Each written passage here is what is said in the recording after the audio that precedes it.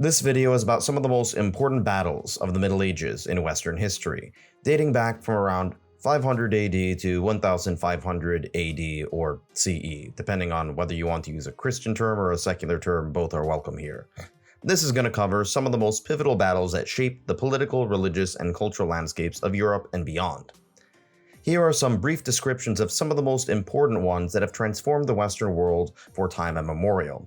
I will warn you that some of my pronunciation is terrible, but I'm going to try my best. So first on the list is the Battle of the Catalonian Plains. This dates back to 451 CE. This was a battle between the Roman Empire and its allies, the Visigoths, which were at once enemies, against the Huns. The Huns were Eurasian steppe peoples, a group of people on horseback who conquered much of Eastern Europe and pushed many Germanic peoples westward, which oftentimes clashed in turn with Rome. However, this clash eventually led some of the Germanic peoples to side with Rome. And this battle is considered to be one of the last great victories of the Western Roman Empire.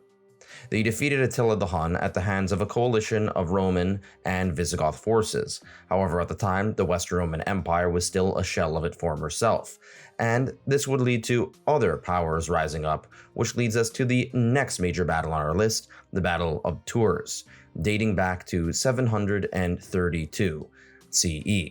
This is a battle between the Frankish forces, who were Germanic people groups led by Charles Martel, versus the Umayyad Caliphate. In the decades prior, much of the Islamic conquest had happened through rapid force, conquering much of the Arabian Peninsula, the Levant, Mesopotamia, North Africa, working its way through Spain.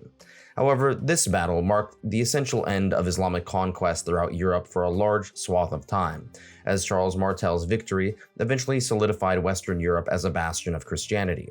No longer could Islam spread its influence throughout much of the European continent until the rise of the Ottoman Empire. Martel, or Charles Martel's grandson, Charlemagne, would eventually become the most powerful man on the European continent since the Caesars. So let's move on to 1066 CE, or AD, at the Battle of Hastings. This was between the Norman forces under William the Conqueror versus the Anglo-Saxon army led by King Harold II. See, the Vikings had been plundering and conquering much of northwestern Europe. Eventually, some of them settled down in northern France, in what is now called Normandy. Normandy because it was inhabited by Normans, who ended up settling in it, because they were from Norway.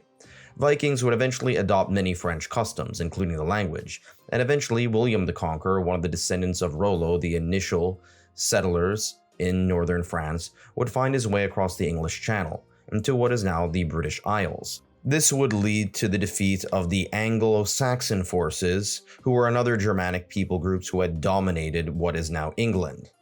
This led to a mixing of cultures that would mix the romanticized, Frankified language that the Normans were speaking, based off of Roman Latin, and the Germanic culture of the Anglo-Saxons, which was quite unusual because the Normans were also ethnically Germanic since they dated back to the Vikings.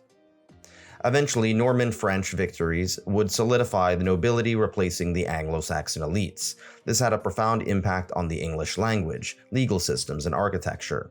Let's move on to 1071 CE. The Battle of Manzikert took place. And yes, I'm mispronouncing it. This is a battle between the Seljuk Turks versus the Byzantine Empire. The Byzantines were the Eastern Roman Empire that were predominantly Greek. They had survived much of the sacking of the Germanic barbarians in the west, and still stood strong for about 1,000 years. However, a new power was beginning to take place, namely the Turks. Their linguistic origins trace back to much of Siberia and Central Asia. However, they eventually interbred with many of the peoples of Europe. These Turks would eventually adopt Islam as their religion and fight against many of the Christians, predominantly Greeks, of the Eastern Roman Empire, and eventually took up much of Anatolia. This opened the door for Turks to establish a lasting presence in Asia Minor, and was a key moment in the eventual rise of what would eventually come to behold the Ottoman Empire, which would subsume much of what is now Turkey. Next on the list is the Battle of Hattin, dating back to 1187 CE or AD.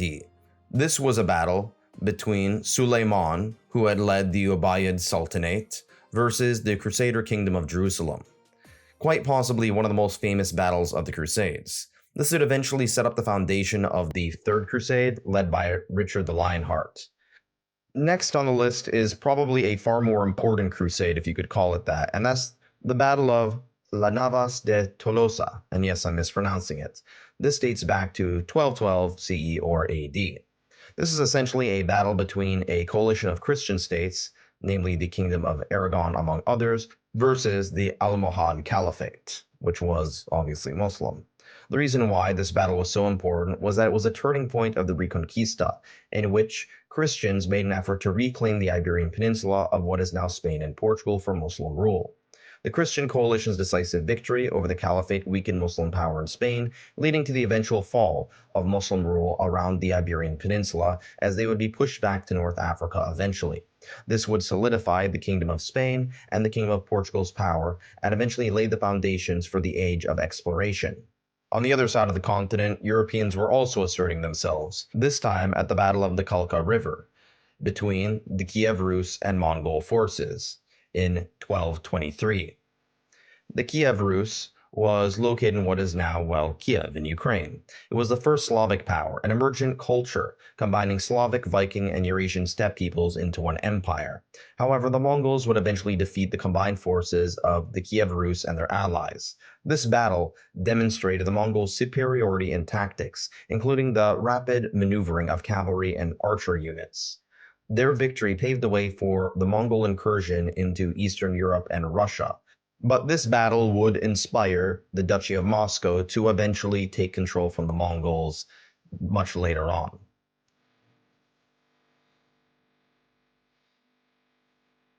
Last on the list is the fall of Constantinople in 1453. This is quite possibly one of the most significant events in world history, marking the end of the Byzantine Empire or the Eastern Roman Empire, and the rise of the Ottoman Turkish Empire as the dominant power. The Byzantines were essentially the successors of the Roman Empire, and they had survived for roughly 1,000 years or more. They had spread Christian influence and Greek influence across much of the Middle East and North Africa. However, their time would come to an end during the conquest of Constantinople by Sultan Mehmed II, who transformed the Ottoman Empire into a major world power. The city's capture and the Ottomans gained strategic foothold both in Europe and Asia, solidified their control over much of the Eastern Mediterranean, and it marked the beginnings of Ottoman expansion into southeastern Europe and beyond, which would lead to several centuries of dominance by the Ottomans in the region. This fall disrupted the traditional land-based trade routes between Europe and Asia, which passed through, at this point, the Muslim Constantinople, now known as Istanbul. This contributed to the age of exploration as European powers like Portugal and Spain, which already threw off the yoke of Islamic dominance, sought alternative sea routes to Asia, most notably ones that would lead to the colonization of the Americas. The loss of Constantinople was seen as a great blow to Christendom. The fall of a once mighty Christian city to the Muslim Ottoman Empire created widespread panic in Europe and marked the end of the Byzantine defense against the Ottomans, and changed the balance of power between Christian and Muslim empires to the east. This event was eventually a catalyst for further tensions between the two worlds, with the Ottomans threatening to expand into Europe. Constantinople, after all, was a center of learning, culture, and the arts. Many of the Greeks who had contributed vastly to our body of knowledge eventually fled to Italy, and would promote what would eventually be known as the Italian Renaissance. The fall of Constantinople is oftentimes seen as a key event that helped usher in the end of the medieval period and the beginning of the early modern period. The rise of the Ottoman Empire as a global power, really the last Islamic power in history, and the end of the Byzantine legacy eventually shifted towards more global exploration at the hands of Western Europeans. A form of exploration that will eventually turn Western Europe into the dominant force on the planet. To learn about how Western Europe eventually became the dominant force on the globe, we'll have to wait to our next video on the most important battles of the early modern period. Thanks for watching.